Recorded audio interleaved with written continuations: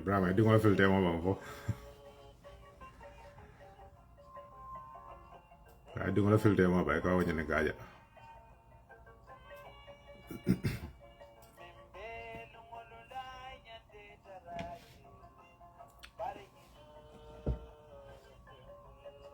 Good. Well, let's see. Is it afternoon now? Good morning. I'll tell you, I'll stop. Let me know if you guys can hear me. Oh, volume? Okay, hold on.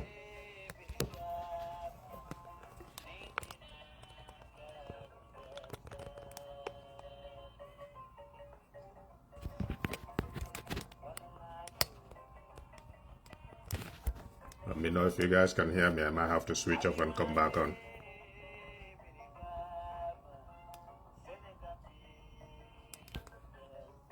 I'll come right over.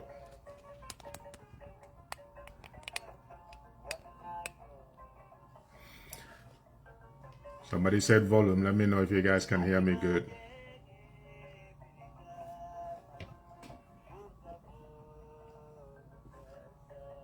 Okay, thank you. Jaram call but now alphabet diamonds, that's good. You guys should come. Listen. And I'm hot. Super hot. Okay, guys, thank you. Thanks for your time. Thanks for tuning in. The volume is low. I don't know. Some can hear me. Some say the volume is low. Stop me if the volume is too low. I'll stop and restart. It's okay now. Okay, good. All right, so draft constitution. You decide to take a week off for your break, and then too much happens. Now, Samajulo Bajulo say.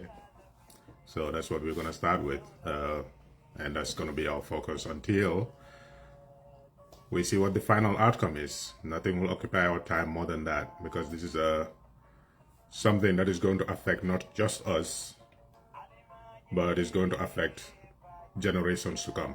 Well, unless we want to invest more money in trying to find a new constitution every few years, which is the waste of money. But something as important as a draft constitution, you know, people need to be more serious about that, so that we can have a direction for the country.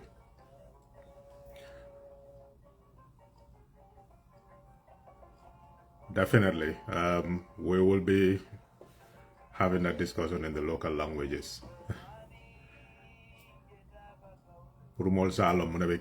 Because basically, member caring Gambia.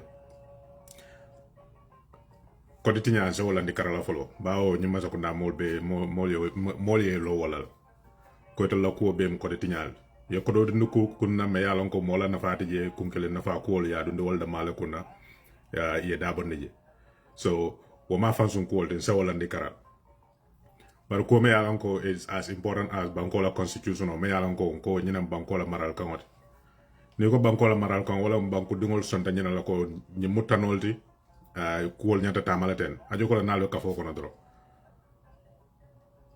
so ni wo million bota wo kunna iko CRC ye banko murumuro ni banko dingol yakata man dan Gambia da may finta Africa tundol lay ni mol kacata je finta tubab du ni mol kacata je tara arab du ni mol kacata je o be mun kama pour ka jube Gambia dingol tal xamu mu net lafte la banko e tama nyaari lafta mu loi civil le la banko ka bawo kabilo bije kabla he nyimu ka kankar kunnan kol tanol mo bu ko kije nyindo mo kar nyol tanol mo bu ko kije banko loi be tarana ramul so nim banko dingol damma kafuta nyoma iko ndella miroto nyina nyanta kala kuwote mi alan ko loi nyanta tamala ten wala nyina nyanta tel marala wala be kala tel la kamodi yowofo men ba ko kunna wala loi karan ya lo loi ka tama nyaade le yala murmuru ngo beke même consultation sa ya même moy mol fe inata nay ko al ngasi ngana loi londo la fanyen ka ngajube mol kanyum kumon même fo be wal safeno la nyaade la ngeke luati isa ya ne mol hamo se keno kilen yo draft constitutional saman kabrin ko alfa tara baro jubenu wato janen draft constitutional ka finde 3 years jot na be kere baro kam faka tablo libabulo iba fla 3 years ku jamal la ñanta falina ja constitution kuto man nana fanko man nana TRRC report man nawol be ñanta kala janne be banko sende yo constitution kuto se biya lan men kada je mo be al se ku ba jam ñol mal balole ni ido ñol wol yake kuti ko ha bawe ko baro ñanta sanji tan na malaka la man se ala no na boto wala dro modo la ñanta sila yo ka problème wote so yo mo la draft constitution mo ta yafa ya be ke mal fa jaati mo le kene bar Gambia ta fa turo e bayre na tobe to folo lo woto lo dron ko to le Gambia dingol la xamen kool mo tay fa se ku ba ñol lamba ana do ñol be to sa fela banko dingol fanan salon ko kabru kuryabe keri ñani mo le asembendu ya ifana ta kuno la woto bawe menke la mo ta kuno la ba mo fana men fole fana ta kuno la woto jalol ka fala jalo me yake jalo e ba foma me yake jalo e aba fole ma so yo draft constitution yo fa bawo mo ne ko baro la ta ate ay tra bada man se yalla tron fo ado men di ata ate yebaji wala muy tal dalilo man tare bulu ko yake wada malaka maji yo constitution mo ta yafa mol yo mu ne mu ñoni sabarota mol kam fata ñawanya mbe ngalam baro xamum menti wala atale yaf ako kabri ya jama bijang e ko mak bijanne andaka ya jama bijam constitution be ya jama bul wala batebul so jarol mbabul wala babul NIA membe ya jama bul wala bata fanambul police membe bije wala babul wo hani wo kola e ko mak batebul ya jama mo sodo wata tal sembo wata ya jama wota baro xamum man ke fenti wala 1997 constitution o atay banko tamandin wol men di atate ate wo banko dingol kankana trawol bul bawatal tam banko ni ko banko dingol kango wata manta o buñala men di atate be wala ke wota dal tam banko de ni ay wax la mo démocratie wala be denta menna alam be ngana hakilo fa ñoko nga tamandi ñanta tamandi la ñaan wala mensa mo be nafa mol be jikita ko nga nyinga be mol be nafa la le nga banko tamandi wa ñaama ata ko wote ke men di atate wala be kala yo constitution o fa sa dunta bunkono ya kubru kabar ya be dun ñokono mol ya constitution kuto mensa mara yo muta yo be fay jana ye fansun tade de asama wala ñinti ko the aspirations of the Gambian people does not matter. What matters is what Barrow aspires for. And ñun mo le dama yalan ko complete school dropout by all standards. Barrow is a school dropout. Mo me yalan ka mabulu bana marabo ñoto dunia ku okur. Woyena si akay luwal le da banko ñanta marala men. Luwal me yalan ko atela jerodo wota tambino la atela manse yala. They don't think about the future. All they care about wala itel be manse yala. Be la manse ya sembo ñi ba marano la ñaadi la tray bulo kono.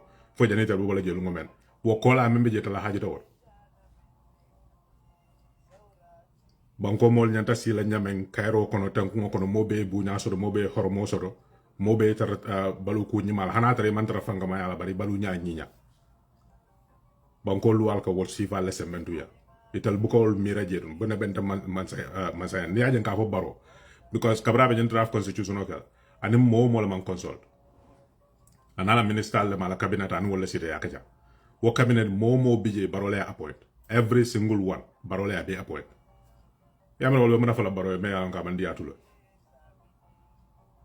CSO bije umlan civil service organization baro ni wol man si ka kaja ka fo ko be draft constitution ba falina ale ñinka ye même fonu banda mol ye même moy ko kabe ñu consultation be keri tal metal consult civil society organization e me ko mande ka fo ko okay draft constitution na dole executive ndel la problème mo ñineta anin malla fi woy taraji ini wol mansi ya ko kacha ini mba association mansi ya ko kacha ni aje wol sa fo ngo ni aje ñin dunta je ñin dalilo la sabu luwa dol bije wol mol bukalon fanko wol walbe kerne fo nga fanjo ku kono me yalon ko ayen daw ko nga samba luwa lan sinalon ko yalla ñu luwa kar bije so buka so ma nyasi no ku sifal kam ini loyal la si la yo ko kacha fo ngo ni aje ñin ketaje because ñinam potentiel de ñinam potentiel wala ko ñin lañu ko se keno wala ñin ku do se keno in Gambia ba association market, in civil society organization market, in human rights tango and South Association of non-governmental organizations, in more man si yakacha. Hani Gambia political party al membije tendency in ten mo fe in more makacha. At the maldunda bunkono, ala cabineto kono, and ala minister me ankatele appoint mo dabija be keo balole abe appoint. So omunati baroda malaka ngandalo. Banko mol biri men be sirin Gambia fo Gambia bantale be d'accord ray kon dal lafta ñine ke luwati mal la fi ñu do ke luwati baroko be na fata wala ate bo mutala fa ñom ba ñomba fay sundu ko ngodo ate afa sunta samana ay ona di Gambian ko la nga si nga sonko wala ko mol kasi ga fa nga compromise be muna compromise baro lafta men na wala sor ka banko marani 1997 constitution ala nga bla ya marani wol akana mo len ka mo democrat le ka alafta wala ka ala legacy ka mo len ka demo democrat le ndanga constitution ko to sama na Gambia constitution ko tajuma men dia data ya woki ngajal dolbe ECOWAS court la ka fo Gambia congratulate ECOWAS ko the aspirations of the Gambian people ke congratulate wala ko the government brings the draft constitution they gazetted it congratulations. It's the desire to see the aspirations of the Gambian people. Aspirations of the Gambian people is the CRC draft. It's that simple. There is no other aspiration. Everything in this new constitution, molba a kwenye kisi kana dol tariar, ga dol tariar fa ya be compare kayta ni molo ko nyina be ñu constitution ko ne même bonde je ñin do fele ñu nek ji. Fango fenati je motaf la ñen ko 2020 CRC draft. It's not the CRC draft. It's Adama Barrow's draft. It's that simple. It's not a draft constitution of the Gambia. Kume ya ngo tane mol be dendinga. UDP ya ko ni mol mala even before CRC be la draft ni present la ko na le hani tombu kilo mo bon ni jero mba ntel man tan dakale. Ye taw e man tombu kilo mon je bu ko be la mata ya fay bu ko kuto sa ya sa manan kar ni mol. Fango fenati je. Ajo ko ni da exam wala dro ye mol la exam mum ta ya be spire. Wo spire lo ko la ko fay he pa nga ni sambati ja abajalal ko nga Carlos pa matu nga fenden tam bon je to saja amelo kon fasun talam ñet ye wala amanga mo la draft so men ka mo le nga compromise be muna compromise time limit bi je wo time limit mem bi je even now baro lañu second time ya ko be kala 10 years na banta wo date tar la je abe 10 years do la nga baka mun wo fa wada mamanke time limit nan na mo be tam mobilise la nga foko baro en na constitutional tinya ku la ti je ko tege 100%. This is the reason why Manta Katefera Manta campaign la we campaign against him. Momo ba fela me yeta fair. As a fal ñol bijele. PDOS mala bi ma samal nan ko rewol bijele. Mo dol bijele. Mol kanani mirako UDP ko lam ñen. Bar UDP wol yelo so far. Kabre 1997 constitution ko ñu nekk daji. The draft constitution sa manam very good draft. Tam limit ñol be ko na la 50 plus 1 ñol be ko no 1997 constitution. Ya jëm dunta ja be wafati ji. ala Robestam National Assembly tare ya pass. Beam kasi in 1997 constitution is a bad constitution. It followed exactly the same patterns. Membe ke kan be wala kata 1997. Wala na be in ka make constitution can do. Because ya jamel dunda ya bulo dunda kono. Me ya lon ko mol ya joko nyum luwa ken dolere. Ani lo ya kurngol sita. Ni ko ngani bondi je nyima ya jame fewo ya be bondi je. Be mol kafu mol yonko 1997 constitution is a bad constitution. That's exactly the reason why it's a bad constitution. It's what Adama Barrow is doing. Time limit ko ha ndama la fi time limit ko la alwo bondi je. Yo bondi amanda wada man. Mol kamera time limit wada man ye nyim bele tinya kew fang fenati je me alon ko CRC even present. Wana mol je ba for let people come out and speak up. Exactly. Nobody should accept this. There should be no compromise. Now after time limit like je let him go and put an amendment in the 1997 constitution for term limit. Même fan ketanu in the first place, Kabrin CRC la issue document bondi. Ye Gambian ol nyininka lafta muna. Wo nyininka rol kono nyin dabi jele fo lafta nga constitution kuto safe bang from scratch. Wala 1997 constitution nga ajibe luwal men yalo luwa krungol lam ya jamele ki je ngawol bondi je nga modify. Nyun ko flol wala be Gambian ol hakilo kono no. Nga 1997 constitution om nga deda fundawol membe je ngi suki wala nga constitution kuto safe me yalon ko adin Gambian ko la miral nyaal keta lata bulukile na la ni Gambian ko hameta mun la pour la banko e tamani wo bulol la ñun ko flol wala be ñosa bakanu mo jama d'accord ko 1997 constitution wo ti ñaata la pancankala dal nga wala ni karala ala nga kudota nga constitution kuto safe Gambian d'accord raw so ni wo constitution safe da seku bañol natane ni Adama Barrow yo tinya wo option fula ñaw bi jela wala monti 1997 constitution Adama Barrow taje he had 4 years from 2020 ba ko term limit la 1997 constitution term limit ji so na la fa term limit la ya wudundi ji afo ko okay there is no retroactive clause term limit ba dun la sign starting from now Barrow ba 10 years la Barrow ko la momo na refna 10 years la muna na okay because he doesn't want that. Number one. Or 50 plus 1% now after wala fanal. One more electoral law, you can put it in there, but it will require another provision. Puruka Assembly ya. Nana moki. But more draft men suffer and Kabrate o Bondi Dron is no longer the people's draft. Kuoku silo lebal. It's a seal in CSO you consult, in loyal you consult, in political party you consult, ko until malafinina. Ye all base of a yalandi karala. Ye draft ni sambana National Assembly. Ye la mol mobilize many yalan ko be NPP le, wala be NPP support gang. Ko until after that, nalwe amendment kela aliyem bondi. Those will be the amendments that they agree to. Puru député ya bondi. Walam silot. UDP mol wali fo no ko until mambalanko draft constitution nying bawa CRC la present ko 100% is perfect no. And in terms of I don't like them. But the best way to go about it is bring it to the National Assembly. Those are the people's representatives. Let the government advocate for one position. Go. There is this retroactive clause. We don't want it. Strike it out. Let the National Assembly members debate and the Gambian people listen. Even though it's torture to listen to them debating. Let the Gambian people realize and see that, okay, the draft constitution is being debated. This is the reason they are given why they should take out the retroactive clause. This is the reason why they don't want the term limit. This is the reason why they don't want A, B, and C. Let them debate and strike it out. If they don't agree, they take it to a vote. If they cannot agree on that, it stays and then it goes to the referendum. It's that simple. Mol malafi menaje, do tell malafi menaje. Ba onitol ko malafi 1, 2, 3, and 4. Opposition of an ambako dingole. Ni do ifana nyine ke ba fle no ko hen dal fana malafi nyina ko the constitution does not declare Gambia a secular republic. Dal fana malafi wala fana nyata bon laje. Ni UDP fana nyen ka fana ba fle dal fana malafi nyina obe bolaje. Ya mama kan nyine ka fana fennel bi ja fana malafi men. That is why you take it to the National Assembly. The Mali si ya debate. Lual ka da wol. Na be tinya wol, na be da wol. Ita bukata executive, yela cabinet bunda yela ya sorong. Ini la minister me ya Italy appoint 100%. Momo be mitino kana be balore ya be appoint. Yo muta ye sindi je ko ngonta la fanyine boje yo be scratch ya bondije ye kutama samana. Ini moment consult. This is not a political issue. Even if Ninin see or sold the Malaysia 100%, people will still complain. But at least, they have a neutral party in the discussion. That is one thing that people can agree to.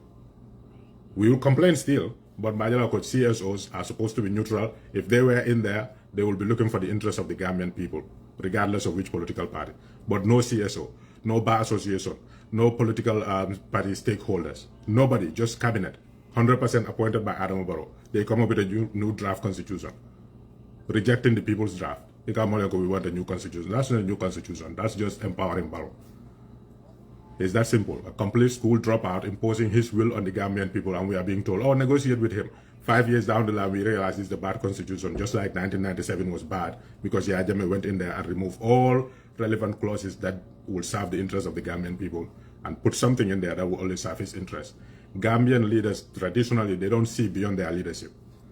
What will benefit my children, because they already have plans. If I'm no longer president, my children will be living in America or somewhere. So the poor people can suffer. When we get a new government, let's try and bring in a new constitution. That will also get relayed. Every single time we try to build a new constitution, wasting people's money for no reason. Nimbarol after compromise. Let him go into the 1997 constitution and make amendments. People will support that. 100%. We will even advocate for it. Let him go and do that. But he cannot bring this and say this is the draft constitution when CRC's draft is there. What is the point of the CRC there? There's absolutely no point to it. So we can manage with the 1997 constitution. We managed with it for 4 years, or at least for all of Barrow's terms. We can manage another 2 years, and then we put all our efforts together and campaign against this government. Let them go, all of them. If you want, vote for SFL. Any change is good at this point. Vote for SFL. If you want, go vote for Mama Kande. If you want, let's build a new coalition. Whatever it takes, let us kick them out, because they have proven they are incompetent, they are selfish, they are corrupt, they don't care about us, they don't respect us. That should be the bottom line for all of us. That should be our yardstick. Anybody else can come up with policies we don't agree with, can come up with policies we don't think will move the Gambia forward, but at least there will be a suspicion. For now, we have a confirmation code. These people have failed us in every sphere. whether it's the economy, whether it's healthcare, whether it's everybody's complaining about NAWEC every day. Everything is rotten in that country. And now this. But we are told, oh, let's compromise. There is no compromise to be had here. They either bring the draft and debate it in the National Assembly, buy off some National Assembly members, let them, put in place what they want to be put in place. We can manage with that because we all know these are the people who betrayed the people who voted for them. We can understand that. But it should not be something that Gambian people decide, oh, we want a new constitution, these are our aspirations. Adama Barrow, a school dropout, kicks it out, brings his own draft and says, adopt this. Why? Because it favors me. And then we say, oh, let's compromise with it. We should not compromise. Senegal drew the line there. When Macky Sall wanted to do that, they drew the line. People died. Nobody is asking for anybody to die or go out on the streets. All we are saying is, let's not talk about a compromise. There should be no compromise. Let him respect Gambians. The CRC is a seasoned body of experts who came together, consulted with Gambians all over the world, and came up with a document. That's enough to respect the Gambians and say, let's take it to the National Assembly. Even though we don't want A, B, and C, let the National Assembly members who support our views vote in line with what our views are. It's something as simple as that. So, nina la yung constitutional fango jube yo mem betinya. More katara discussion online, sometimes you hear people talk about, oh, the constitution says shall, or, when you hear shall, that means it's absolute. They removed even aspects of that in the constitution. So, for example, it's just too much to go through. Like, I wish I can share my screen that I'm looking at. So, something like, something trivial like a national holiday shall be a public holiday. They changed it to say a national day is a public holiday. Is a public holiday. You don't realize these things until you get into a situation, we've never encountered it before, and then we have to go to court for it. This is the technicalities they manipulate so that they can impose their will on the people. So, for example, in the old constitution, the new draft, it says sovereignty of the people. All sovereign power belongs to the people of the Gambia, from whom all organs of government derive their authority and shall be exercised only in accordance with this constitution. That state, the people of the Gambia may exercise their sovereign power either directly or through their democratically elected representatives. That's also there. Sovereign power under this constitution is delegated by the people of the Gambia to, let me read what the old constitution says, the draft constitution. It says, sovereign power under this constitution is delegated by the people of the Gambia to the following state organs, which shall perform their functions in accordance with this constitution. A, the executive, B, the National Assembly, and C, the judiciary. They took that out. In Adama Barrow's constitution, it says, sovereign power under this constitution is delegated by the people of the Gambia to the organs of government, which shall perform their functions in accordance with this constitution. The organs of government, it doesn't name them. It doesn't specify them. The old constitution specifies them because it knows it's critical. The executive, the National Assembly, the judiciary. This one scratched them out and said the organs of government. They can set up an institution and say this is an organ of government. What can you do about it? Because the constitution said organs of government. It is vague. It doesn't define it. The president can therefore set up an organ of government. Even though traditionally everybody knows we have 3 arms of government, this constitution will empower them to do that. And nobody should bat an eye because it says the sovereign power under this constitution is delegated to people of the Gambia, is delegated by the people of the Gambia to the organs of government. So organs of government is subject to interpretation. You see how critical it is. These little changes that they make will impact us in ways that we cannot even imagine. They can suddenly decide NIA is an organ of government. What can you do about it? The Constitution says so. And these are stuff that, the National Assembly members will skip over.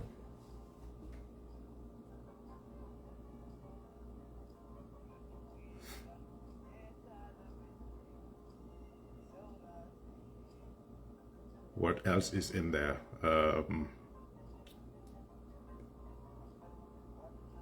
Yeah, so for example, something, even though it doesn't look as important as it is, the national, what is it? The Gambia consists of the territory of the Gambia. Basically, it's trying to identify the symbols and emblems of the Gambia. And it says the national flag, the national anthem, and coat of arms of the Gambia shall be those in existence immediately before this constitution came into force. They changed that. They said the national flag, national anthem, and coat of arms are those in existence. Are and shall are completely different. When you say shall, it's mandatory in law. But when you say are, there's some flexibility there. So all throughout this whole document, this is the stuff they scratch out and bring in new stuff. This is the stuff they took out and bring in new stuff. Where it sounds like, oh, this might be too controversial, they leave that a little bit. Even though in other sections it names what the organs of government are, but when you bring it to a good lawyer who is intent on mischief, they will be able to find a loophole in that argument. And the court will have to uphold it because all their job is to interpret the law. In the old constitution, it says a national holiday shall be a public holiday. This one says a national day is a public holiday, like I said earlier. The National Assembly may enact legislation prescribing other public holidays and providing for observance of public holidays.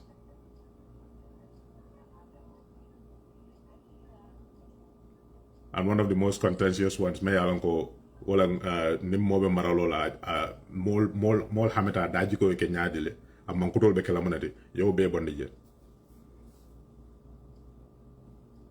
baaw ni ko moy tammi mol ñaar hani almam ya ni be mo tomban na le kam mol daji ko la jube iso londo soto tonya bari daji ko fanan daka tara je so o man kutu nyimma men ya ko banko mol sanda ko nyin aninta la ado betala wala ka mol bunya ka mol horoma ka foku mol lon ka kenya lo même mu yalan ko leadership ethics wala même baby je constitutional asaf yow be da bon je wo man ka kutu men ka ko mata tel nyako bawo ni lañ massa ko nawe farin ciak kel mela ke ba ho ta moy follow le bari maybe. So this is not the people's draft. In simple terms, Banco Mol left amenda what our aspirations are is reflected in the draft constitution presented by the CRC. When they rejected it, they could go about amending the 1997 constitution. That was option 2. Yo mentinya bawo ni ko ya tinyala sa mol man la fala wala député man la fala ya bondele ni ko ya sama na ko tega ke ko gilmal bekala ta 1997 constitution ye e fali ndoro men kala yekeje. Exactly. Another section is immunity for the president.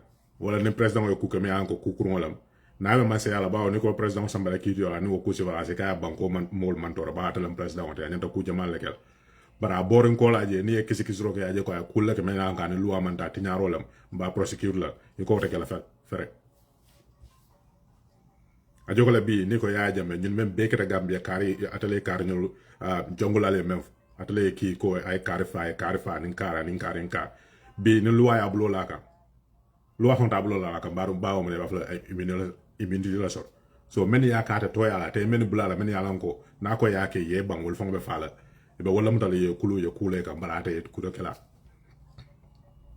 am salo mo ya jama bo ke ka wato men ko men sa kama de da hadra fa ko ba sa malakiti yo atara siriji asike hani jojol fonta hanyale ba banko president la nyin mo le carte fa ni ko ba fa ko hatale nyinke ase tinyaro wala mamangule ni banko ka wata nga blaje ba la man sa yabe banna na la man sa yabanna zakitin wo satra wo sembe sifatabul mo do marolo banko ba nembe sitana ko ha mene de hadra fa me wala sorona ba lo ñu la ñu dol ya jame ate immunity sur ate president ni wala tin atra tele ko mo fa na tra fa no ba lo ñu le wala kan ko man takela abol fala so ni wala yake silon kam yowul mo yowul sorom bi fo ci yodon ko ya jame de tasi ba tam president ko tol hen corona fela ngadi la security fela ngadi la ela balwo fela ngadi la karwo karim be jolal hana atre tele mol fan yo close ya be bonje baro ko ku kala man se akon wala nyanta kel ani luwata to wa na man taw mo to kuma fala abije wa man taraje wa boron ko laji mo manyana kuma fala yo be bonje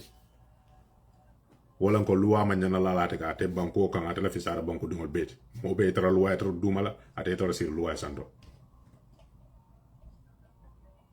mo ka mo la nga negotiate mo le amene is only about time limit amanke time limit da mat ni wada malam fine time limit wo muso ennol anytime ya jama biyal sanji mo wonin fula mo le carte fa ya bondi wo mu time limit la wala ko tek sa ka nyan ton faté la boje luwa ya fa ma fa ta bo wato si daje jawra be dun jele sanji tan saba abonya ja manyinya amande ya mole bari kudeta ya bondi je ba mol passable ni aje o sival be mol ke bay munam mol ka si jele fo wato mendi ate ni mera kuo ko na bu kana nyaabo ko tek mendi ate te rek raw wala ji so nin ko be ni constitution be mutala 100% nga be denden ku kile na wala munti time limit ñun dool même be bi je wol be tiñaro ke la banko kam tal baawon tal maaje folo ngam fanke ko ha ñu maka kuuti al ngab la je do nay négocier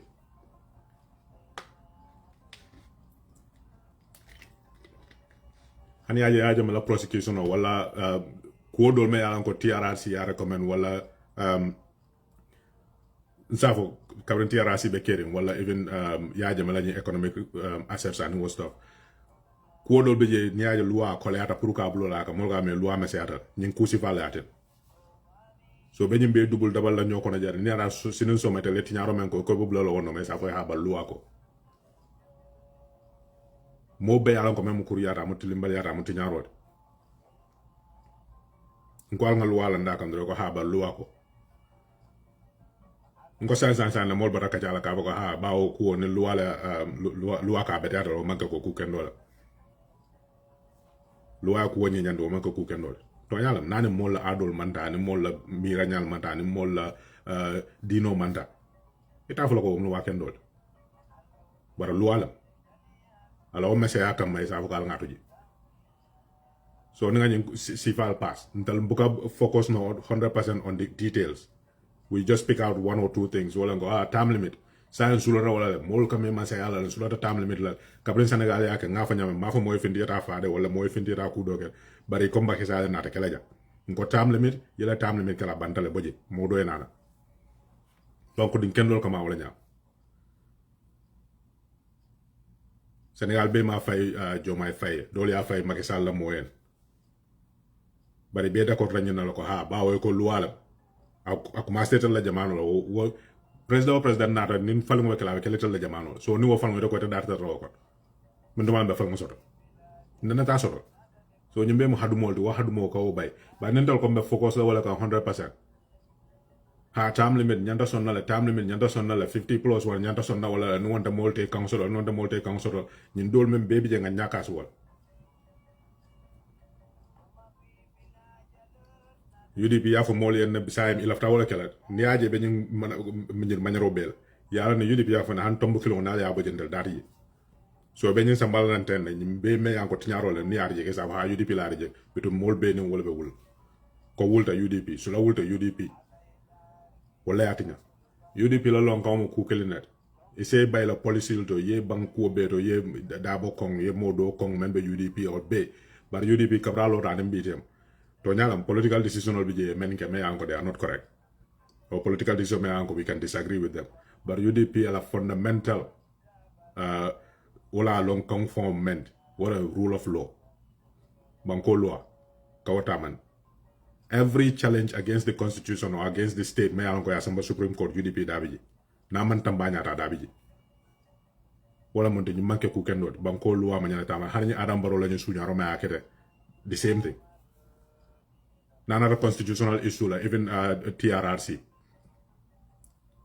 nga ko nata jer even CRC even during this draft constitution Kemes and Jame versus the state Gabriel Jame ko secular republic there is an entrenched clause ya Jame cannot change that Kemes ya sue in court Supreme Court upheld it code yes if you want to make it a secular republic you have to go through the referendum it's an entrenched clause. So there's so many cases in Gambia legal documents, UDP versus or somebody in UDP versus the state or something along those lines. So UDP along community rule of law, 100%. And those laws, if they are bad and they don't reflect the will of the people or aspirations of the people, let's change those laws. But as long as it's law, we stand by that. It is the law.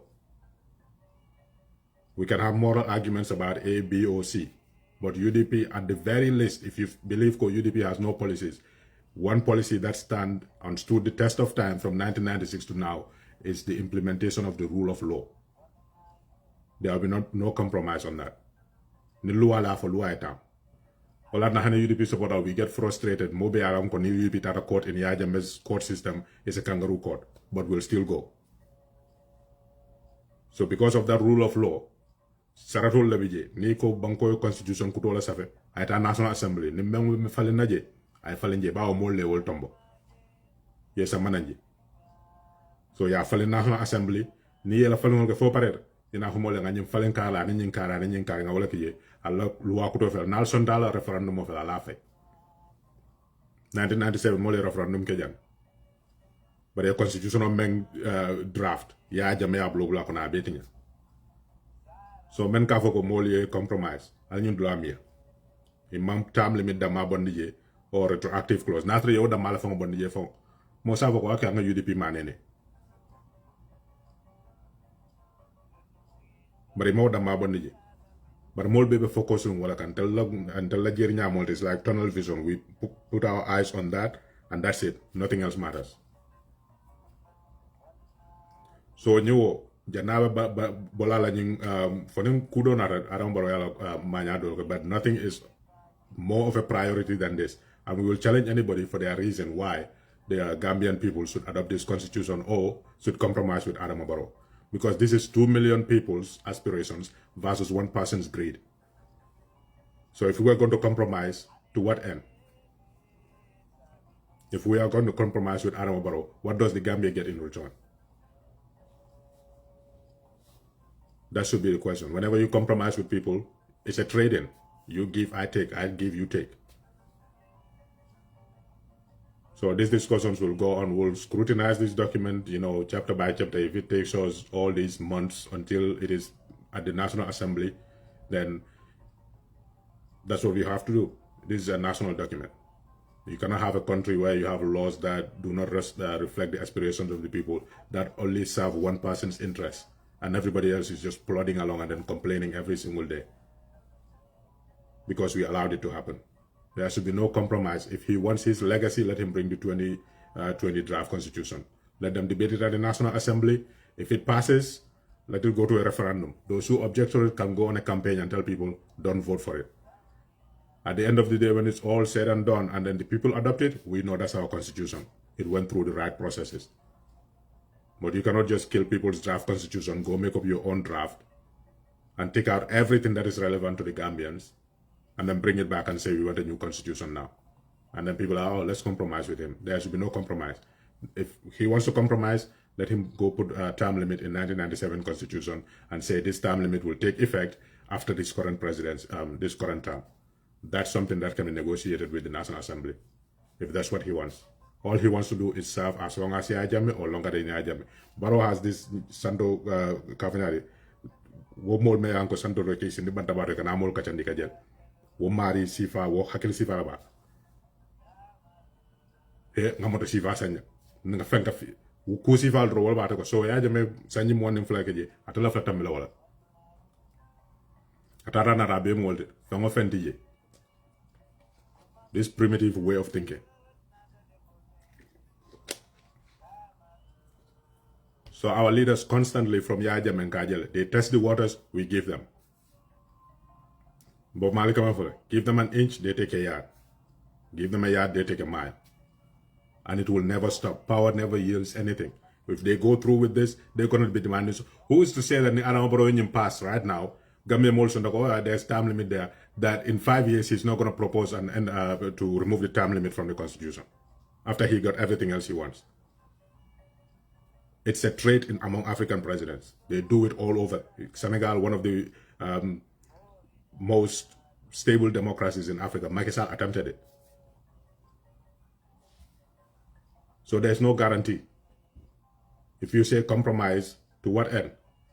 Who is to say after he gets all the powers that he wants with this constitution, he's not going to turn around and say, in fact, the term limit thing, we should just take it out because it's the desire of the Gambian people that should matter.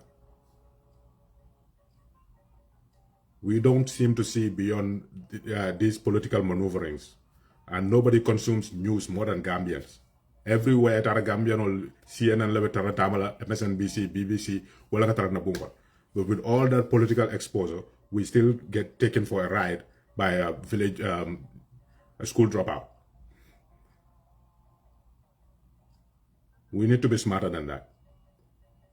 Politics is fluid. Power is fluid. It will just be just take one or two instances that they decide, okay, we're going to change the constitution. We propose an amendment. By that time, he has like an absolute majority, super majority in the National Assembly. Whatever he brings will pass, just like Yahya Jammeh did.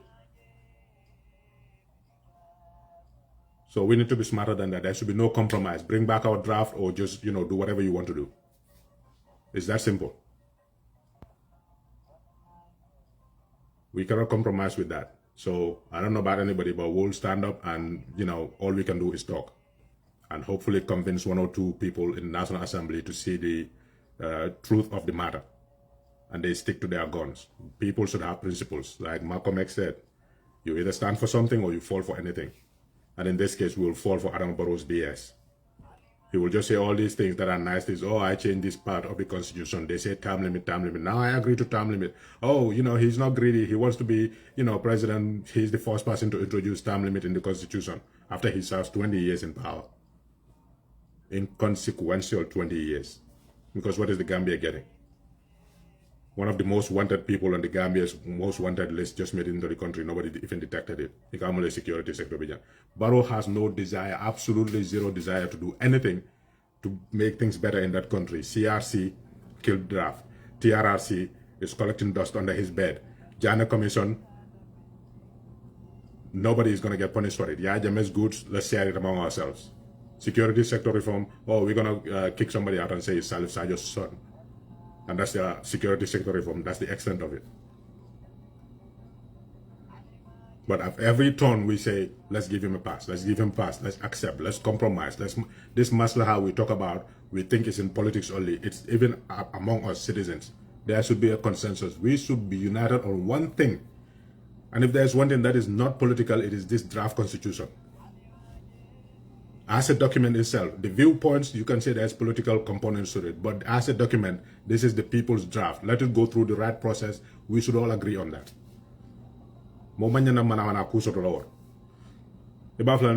Time limit, okay, one political view. But draft in Safeta, il lafta sambala nam puruka cool falenje, ibo fango kalamendole National Assembly. It should go through the right process. Ning kawali tawodoro. Dalla banko di yana fale wala na fama fe nara bebe kala political karo jeta la nga sun karo sal yudi pin ko le sal bi APRC wala sal soma banna sal karo fa nga la yangol fa 8 NPP la be la yangol fa bi yudi everything will just become political. There should be something which we should agree on as a country. This crosses the line. We are not going to accept it.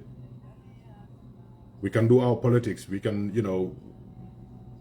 caricature each other, we can laugh at each other, we can mock at each other. Some people's choice of doing things is insult each other, which is wrong. But that's politics.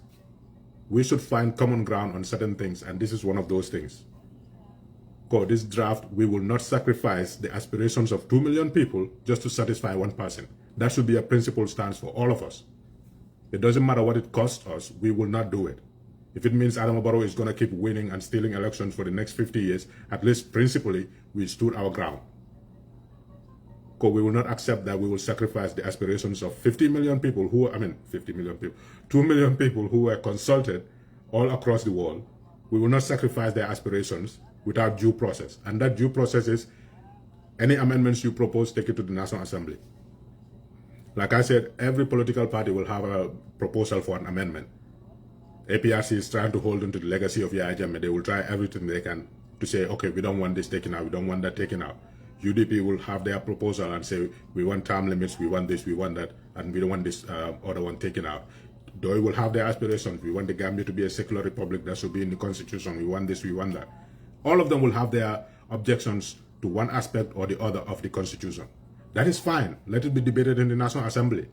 At the end of the day, if they all agree, let them vote in favor of it, and it stays. And then move to the next section. When it's all said and done, they take it back to the Gambian people and say, here is a referendum, vote. What is easier than that? But we sacrifice all of that just to say, let's compromise so that we can have 2 term limits in the Constitution. And once we have those 2 term limits, he rigs the next election or wins the next election or whatever happens in the next election, he decided we're going to remove that clause. What are you going to do? Is that the time you will say, oh, let's go out and demonstrate, when already there's a law in the constitution that says the police will have to give you a permit? And his brother-in-law is the police, Inspector General of Police. We need to see beyond, like I said, this is a topic that's going to take a long time to discuss, so I will not take too much of your time. We will come back again, and nothing is more important than this. We are being taken for a ride, and we should not agree to go on that ride. We should stand our ground and say, bring the draft constitution, or whatever amendments you want to make it to the 1997 constitution. But as far as you kick that draft out, leave it be. If you don't want to implement it, if Gambians decide they want to get rid of this government, the next government, that can be their promise. We should task them all. Are you going to bring the draft constitution? It's just like in America, election is here. What is your position on abortion? You have to make it clear to the Gambian people. It's the same thing. UDP promised everybody in 2021, if UDP wins, we will bring the draft constitution back as is. Let us task every newcomer into the politics. I know we already have the politicians and parties who are going to contest. There will be new ones coming up. Task them. Are you going to bring the draft constitution to the Gambian people? Be on record and say yes or no. And then we all put our efforts together to make sure Adama Barrow ends. You don't have to campaign for political party A or candidate A or B. Just make sure this man goes. He has failed, and it's on record that he has failed. That should be also a common ground for all of us. Whoever's political wherewithal is able to win them the election, let them win. But have a conviction core. You know, what happened in 2021 will not happen again. People going around and say, oh, if you vote for Halifa, he's not going to win, so vote for Adama Barrow. Let that not happen again. If you're convicted, if you have a conviction core, Halifa is the best candidate, stick to your conviction. If he wins, he wins. People did it here. They know Bernie Sanders was likely not going to win, but they voted for him anyway.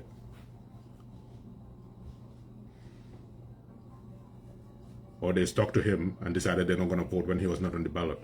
So it's the same thing. We are staring in the face of failure in every aspect of the government. Why are we advocating for that government, making excuses for them? Anyway, we will be back and dig more into this, and we'll try to look at it chapter by chapter, section by section, if we have the time. You guys should start paying me. Thank you. Alama Tilotodia.